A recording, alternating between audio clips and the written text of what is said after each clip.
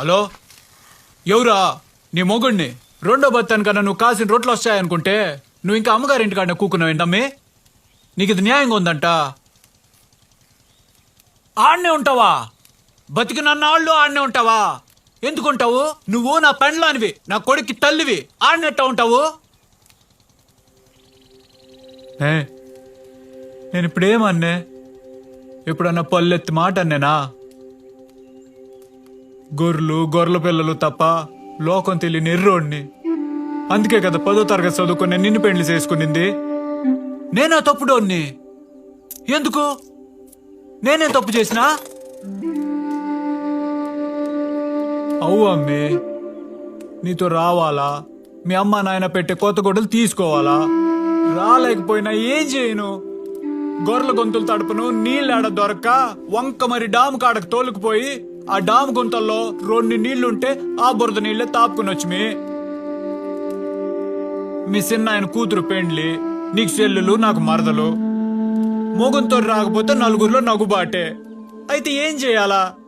మైలుగొరి కానుపు కాలేక బిడ్డడ్డం తిరిగి ఓ పొగలంతా మొత్తుకునే అమ్మే, నీ కాన్పప్పుడు నిన్ను ఆసుపత్రిలో చేర్పించే.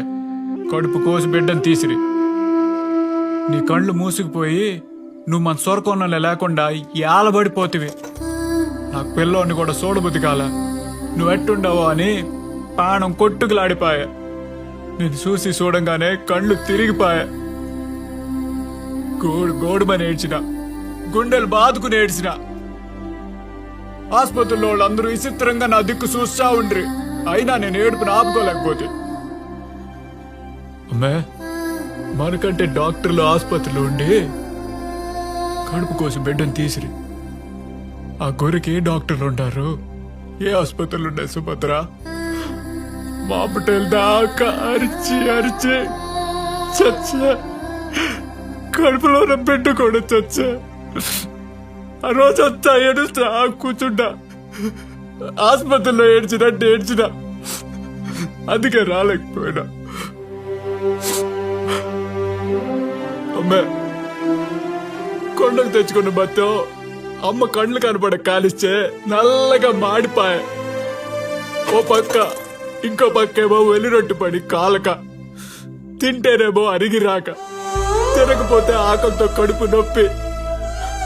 పొగలంతా ఈతకాయ, పరిక్కాయ, మామిడి పండు, టూకి పండు ఏదో తిని పాడ పట్టుకుని ఉండానమ్మే. ఇన్ని బాధలు పడేందుకు తప్పు నేనేం చేసినా?